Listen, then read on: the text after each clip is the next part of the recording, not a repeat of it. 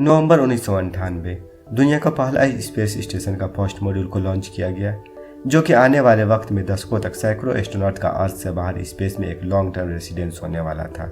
ये प्रोजेक्ट हमें ये दर्शाता है कि दुनिया क्या कुछ अचीव नहीं कर सकती है अगर साथ मिलकर काम करे तो। लेकिन ऐसा भी नहीं था कि इसमें हर एक देश को पार्टिसिपेट करने की इजाज़त थी। चाइना कभी भी इस प्रोजेक्ट का हिस्सा नहीं रहा था, बल्कि 2011 के बाद इसको ऑफिशियली बैन भी कर दिया गया। इस वीडियो में हम जानने वाले हैं स्पेस स्टेशन और स्पेस कोलैबोरेशन के बारे में, और चाइना क्यों कभी हिस्सा नहीं रहा इस वर्ल्ड वाइड कोलैबोरेशन का, और चाइना कैसे डिसाइड किया अपना खुद का स्पेस स्टेशन बनाने के लिए, और ये भी जानेंगे कि इसमें चाइना कितना कामयाब हुआ। सहज टीवी की वीडियो में एक बार फिर से आपका स्वागत है।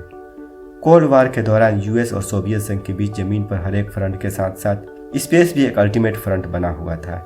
दोनों सुपर पावर के बीच एक होड़ लगी हुई थी स्पेस में अपनी बढ़त बनाने के लिए, लेकिन अपोलो 11 के चांद पर लैंडिंग के बाद अमेरिका स्पेस में अपनी बढ़त बनाने में कामयाब रहा।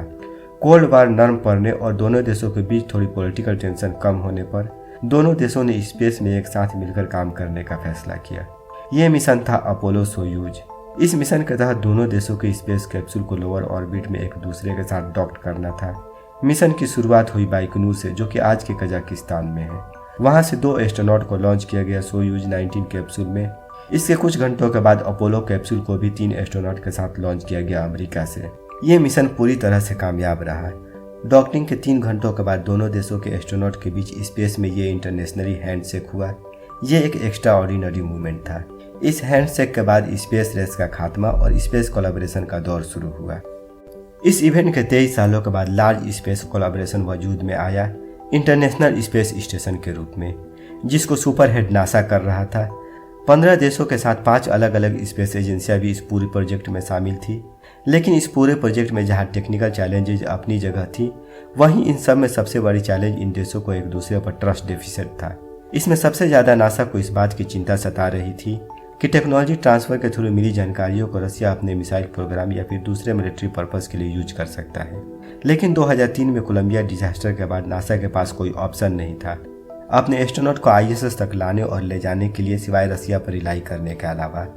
आईएसएस बनने और इतने बड़े वर्ल्ड वाइड कोलैबोरेशन के बावजूद इतनी बड़ी कंट्री चाइना को इसमें इन्वाइट नहीं किया गया था, क्योंकि चाइनीज स्पेस एडमिनिस्ट्रेशन उस वक्त महज 5 साल पुरानी ही थी।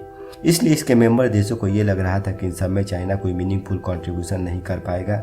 इस प्रोजेक्ट में एज ए मेंबर शामिल होने के लिए चाइना ने कई बार अपनी चाहत का इजहार भी किया, लेकिन इसको नज़रअंदाज किया गया। तो आखिर में चाइना ने अपना खुद का स्पेस स्टेशन बनाने का फैसला किया, और 2003 में रसिया और यूएस के अलावा वो पहला कंट्री बना जो कि स्पेस में इंसान को लॉन्च किया हो। इसके बावजूद भी 2011 में यूएस कांग्रेस में एक लेजिस्लेशन को इंट्रोड्यूस किया गया। इस लेजिस्लेशन को उल्फ अमेंडमेंट का नाम दिया गया। इस लेजिस्लेशन के थ्रू नासा और दूसरी यूएस कंपनी को यह मना किया गया था कि चाइना और किसी भी चाइनीज कंपनी के साथ एडवांस टेक्नोलॉजी को शेयर करने से। इस अमेंडमेंट के बाद आईएसएस में शामिल होने का दरवाजा चाइना के लिए हमेशा के लिए बंद हो गया।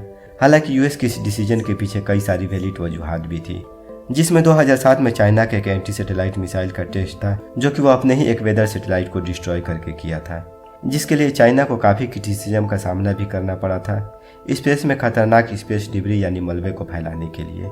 इसके कुछ सालों के बाद 2 चाइनीज नागरिकों को चार्ज किया गया यूएस डिपार्टमेंट ऑफ जस्टिस के द्वारा, जिन पर यह इल्जाम था कि नासा के जेट प्रोपल्शन लेबोरेटरी से इंफॉर्मेशन को हैक करने का। इस बैन के बावजूद चाइना अपनी स्पेस प्रोग्राम को बहुत तेजी से बढ़ाने में लगा हुआ था। 2011 में वो अपना स्पेस स्टेशन का फर्स्ट लार्ज कंपोनेंट को लॉन्च करने में सफल रहा, जो कि टियांगोंग प्रोग्राम का हिस्सा था। बाद में इसके दूसरे कंपोनेंट यानी चाइनीज स्पेस लेबोरेटरी को भी 2016 में सफलतापूर्वक लॉन्च करने में कामयाब रहा। आपको ये जानकर हैरानी होगी कि 31 अक्टूबर 2022 से ये स्पेस स्टेशन पूरी तरह से ऑपरेशनल हो चुका है। चाइना की ये क्षमता देखकर आज पूरी दुनिया हैरान है। भले ही टियांगोंग आईएसएस से साइज में 1/5 ही है, पर यह कारनामा चाइना ने अकेले ही किया है। जहाँ आईएसएस को बनाने से लेकर ऑपरेट करने तक 16 देश शामिल हैं।